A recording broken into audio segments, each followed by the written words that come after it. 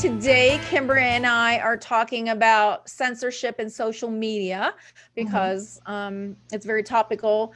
Donald Trump is being accused of inciting insurrection through social media, and that's got everybody talking about it. On one hand, people believe that his account should have been deleted. On the other hand, people say that that's not fair. They're taking away his freedom of speech. Then Parler, which is a conservative social media outlet, that's been deprogrammed, I guess, by Amazon and all the platforms that Google Play and everything. So, Kimber, what do you think about all of this? What do you have to say? Well, I don't believe in censorship. I do believe in First Amendment rights. However, I know that Twitter and all these social media platforms are not government. So, they can pretty much do whatever they want because they're privately run, so they're not breaking any rules. However, part of me thinks and I mentioned this to you before, I want to know what Donald Trump is saying, and I want to know what he's thinking. And I know I'm afraid that by cutting him off or, silencing him, that the people that follow Donald Trump, and some of them, were the people up at the Capitol that stormed the Capitol, they might get very upset about this, and so you never know what's going to happen and, what goes on underneath when people are oppressed, or if they feel like their voice is not being heard. Let's just put it that way. However, the other side of me is if Donald Trump is inciting violence, and it looks like he was, then that is something that we need to nip in the butt. Is that the expression, nip it in the butt? But or the bud. The bud. Is it the bud? Okay, I was nip it in the butt. Just nip it. Yeah, nip it. Anyway, so I understand both sides, but then it got me thinking. I was thinking, well, how come the press, so the press runs stories, and you work in the press, the press runs stories that they can pretty much decide what they want to put in the press. But I guess that's because they're doing it they know what people are going to want to see. So basically, they're not going to be censoring things per se, because they're running stories that they want, that they know are going to sell newspapers, right? If you like our videos, go ahead and click on like and subscribe. We really appreciate it. Thanks. Because it got me thinking, like, well, what's the difference between social media and the press, basically? Do you understand my question? Or this just opens up so many different issues that it's good that we're discussing it and talking about it, because we have to figure out, where we want to go with it all. So yes, the First Amendment protects us to have freedom of speech relating to the government. But if you, work a job, your employer can make rules what you're allowed to say on the job.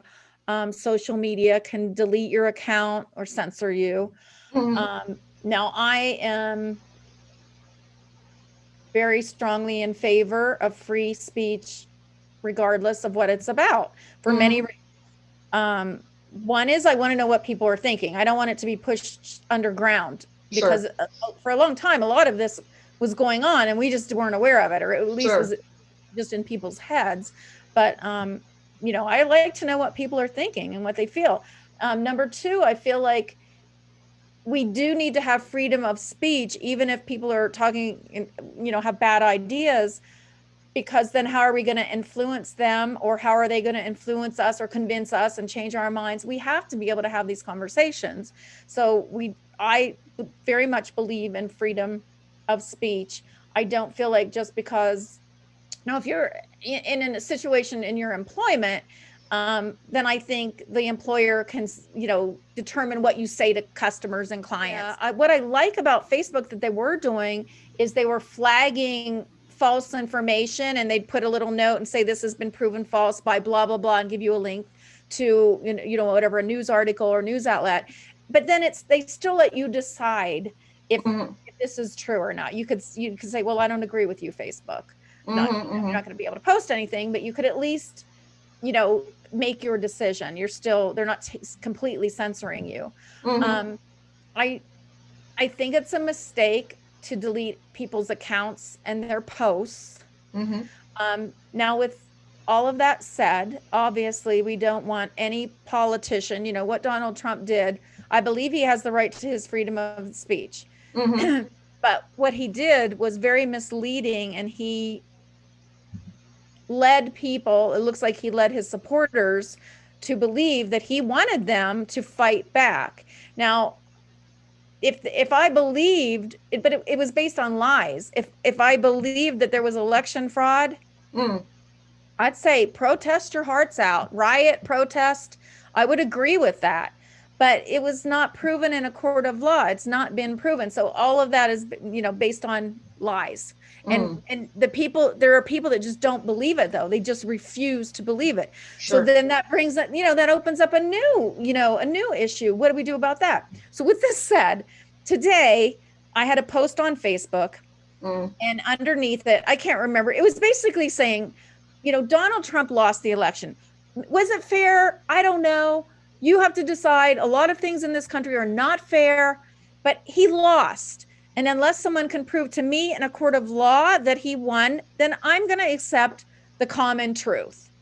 And somebody wrote underneath, Donald Trump won by 75% of the vote, and it's going to be proven any day, and blah, blah, blah, blah, blah. Oh my gosh. And I don't censor my friends, and I don't delete my friends. I just argue and say why you're wrong and post a link. And I don't have time for that these days. I just don't have time. So I deleted his post, and I thought, I'm censoring him. Now I'm censoring him in my own home because I'm telling him these are the rules on my Facebook page. But is that any different than Facebook creating a platform, although it is a public forum? That is a good point, because I've done that before too on my Facebook page, where people say something really mean about somebody or something, maybe the previous person, and I delete it because I just don't want that on my page. And then I think to myself, then I thought the same thing. I'm like, oh, I just censored. And then I thought to myself, yeah, but it's my page. I can put on there what I want, you know? So that's a good point. Like, so Twitter and all these other, it's like their big public platform. It's their company, you know? So. Well, they're saying it's a private company, but it's a public platform. I mean, these are not private. They're privately owned, but to let one person, you know, Jack Dorsey or whoever, Mark Zuckerberg, be king of speech, because so many people are using these platforms, that's where I draw the line. So back to what my thought process was, oh, I've censored this person. But it's like inviting someone into my home and asking them to leave because they were being rude in my home. But they can go to their home and, you know, on their Facebook page and post whatever they want. I'm not against that. If you want to post something on your Facebook page, go for it. And if I come on your Facebook page and say something you don't like, you have every right to say, hey, I don't like that. Please don't do that on my page, or delete me, or whatever you want to do. So I feel like I'm still sticking by, I don't like censorship. I don't think social media should delete any accounts or censor any comments. They can make a note under it and say this has been proven to be false if somebody posts something that and a link where it was proven, and then we can decide whether or not we're going to believe it. But I'm against censoring people. Yeah, and I would say that's definitely true about most things, especially with him, Donald Trump, or whomever. But I guess if they really believed that someone was inciting violence, that's the one thing that I don't know how you know. Then there should be and this is where we have to change, you know, everybody, it just amazes me how I always use the term intellectually lazy people are. Like, they get stuck. They're like, well, it's the First Amendment and that's it. And well, can't we expand it? Can't we, you know, pass a new law, expand the Bill of Rights, amend the First Amendment or whatever, you know, change things.